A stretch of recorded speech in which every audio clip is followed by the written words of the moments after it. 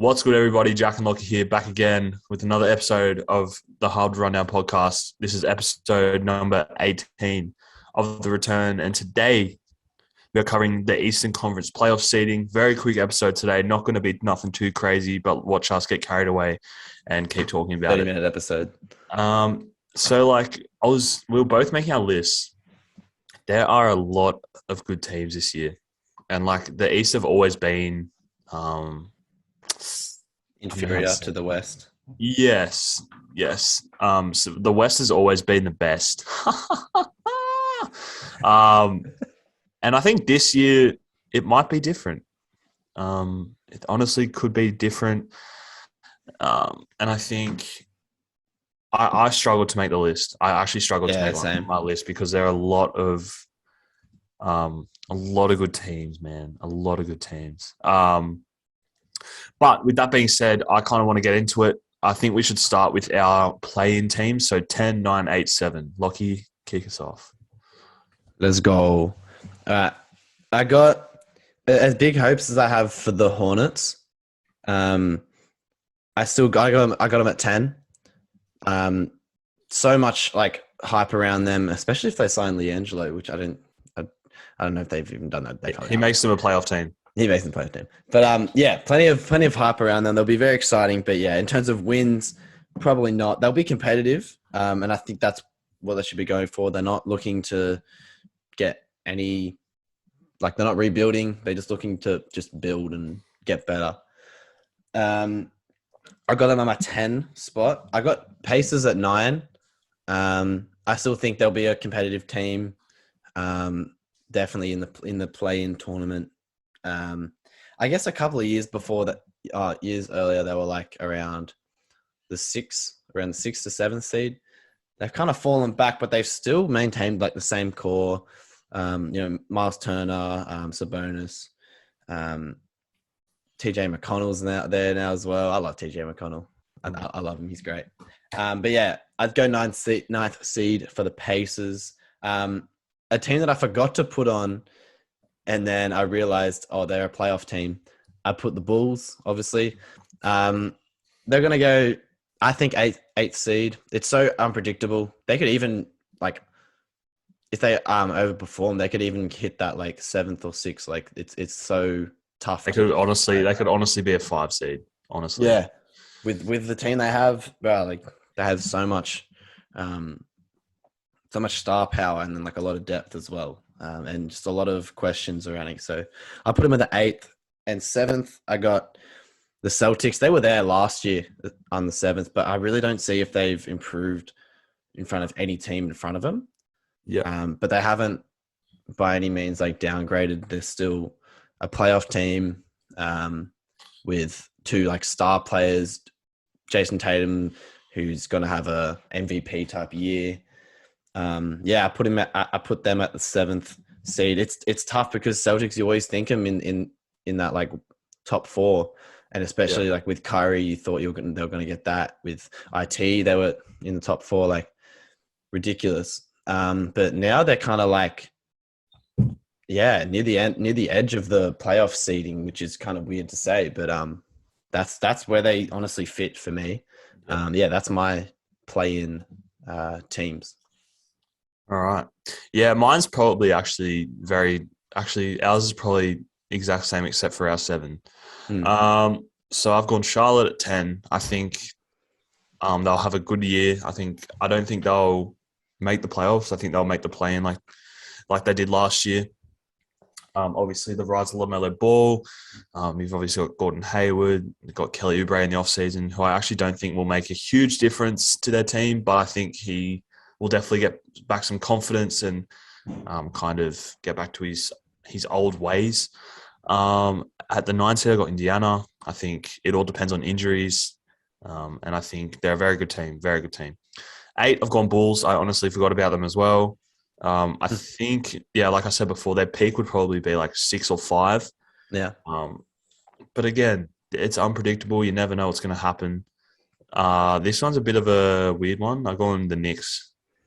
Wow. At 7. I think going back 3 seeds. I think because I think everyone else, the competition's gotten better. Yeah. And I know you added Kemba, but Kemba, you never know with Kemba.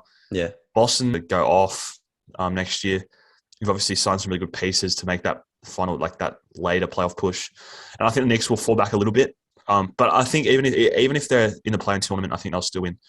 I think they'll still make the playoffs regardless. So I'm not too worried about those play-in teams. I think the Bulls and the Knicks will still pull through. And yeah, let's go 6-5-4. Bet.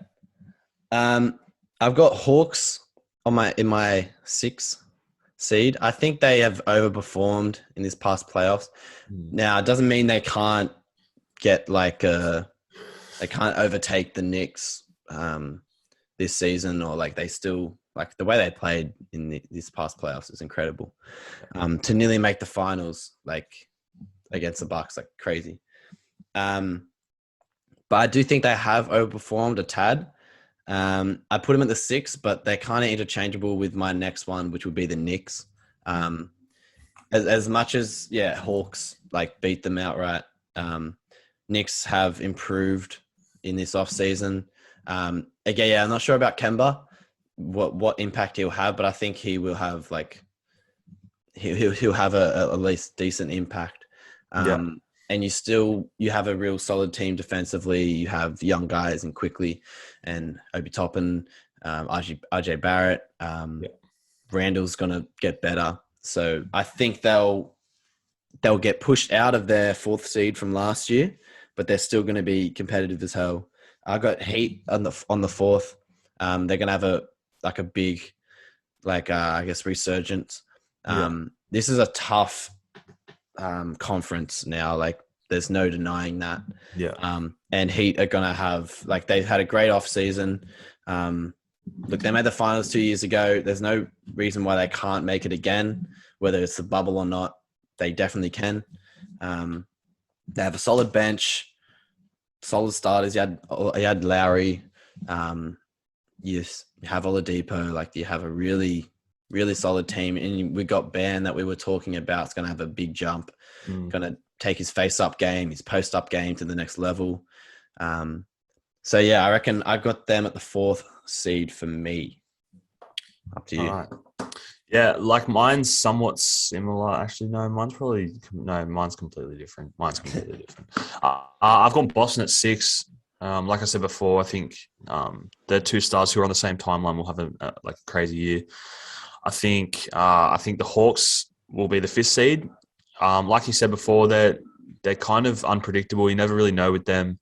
I didn't even expect them to be like a top 4 seed, let alone really be like impactful in the playoffs. I thought they'd be a first round exit. But yeah, so I got the Hawks at 5 because I think Trae Young will grow again. John Collins obviously re-signed. He's a good piece. Clint Capella, that front court really worked a lot. It worked really well. Bogdanovic is going to have a good year. Huerta is going to rise. And sorry, my dog's barking like shit right now.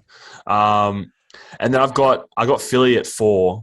Because I think the whole Ben Simmons drama is going to be very impactful on their chemistry, the success of the team, and just generally how they're going to perform in the playoffs, as well as throughout the season. So I think they'll have a dip, and I think the 4th seed's where they'll be.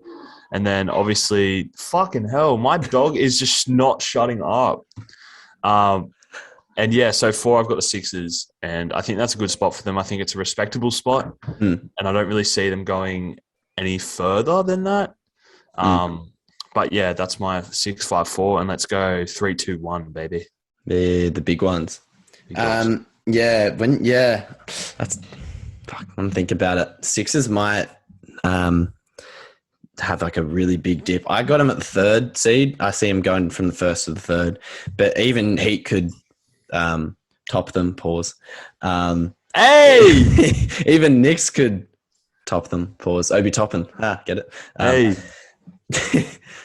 Sixers on my 3rd seed. I think they'll have a dip, but they're still a regular season team. We know that past couple of years, and depending on what happens, they could be pushed out of that top 3. But I still think they're a top 3 team. We don't know what's happening with Ben.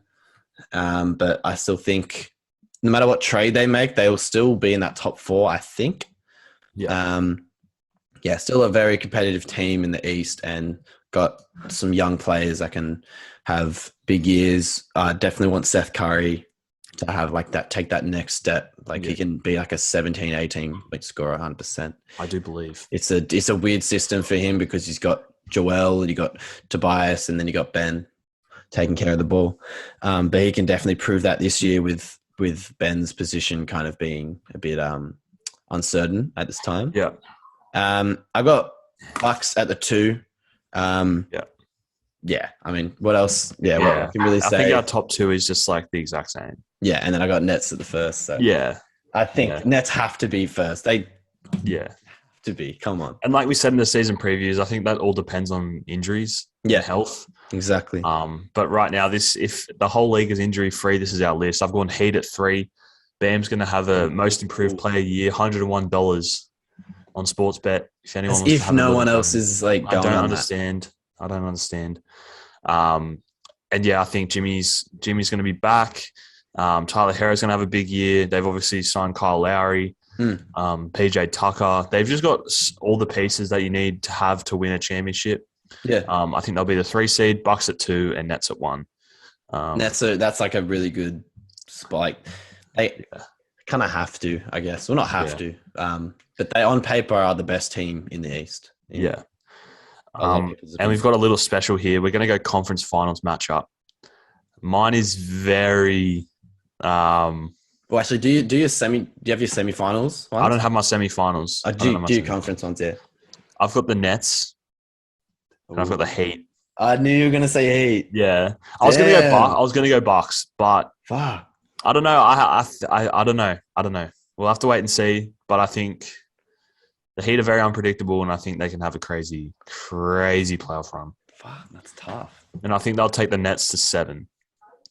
The 7. Yeah, I'm being very optimistic. Wow. Very optimistic today. Look, they actually have defenders for a KD. Yeah, exactly. Kyrie. Yeah, they have that.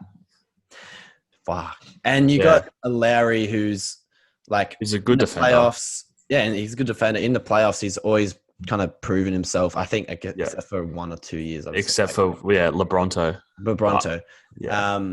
Which it's not even his fault. LeBron's the GOAT. So that's I don't know. I still got Nets Bucks for the conference. If Nets don't make conference finals, bust of a season. If they're healthy, if they don't make it, it's a bust. Yeah. I think I was going to say Knicks. No, I'm joking. I say Knicks in my semifinals over the Hawks. Okay. Damn. Yeah, I still say Nets Bucks. I'll go with the safe option. But I guess if Sixers make that Wolves trade, they could definitely be in that conference finals for sure. For sure.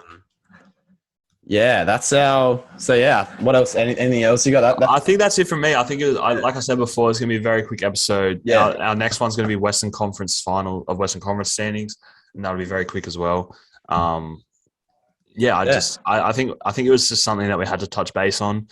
And our lists are very similar. The league's too unpredictable. We never know what's going to happen. Yeah. Boston could miss the playoffs. Ooh. The Hawks could be an 8 seed. Knicks could be a 3 seed. You never know. It's too hard to tell. But this is our basis, and we're obviously going to be updating it throughout the season too. So, thanks for watching, guys. Thank you all. Yep. Catch us in the next episode. We're doing the West, and and again, let us know any more ideas for our the return series, because it kind of sucks with no basketball to watch at the moment. But we've got plenty of stuff that we can talk about. So let us know, and we'll get onto it. Yes, sir. All right. Thank you, guys. Thank you. Appreciate you. Let's go. Let's go.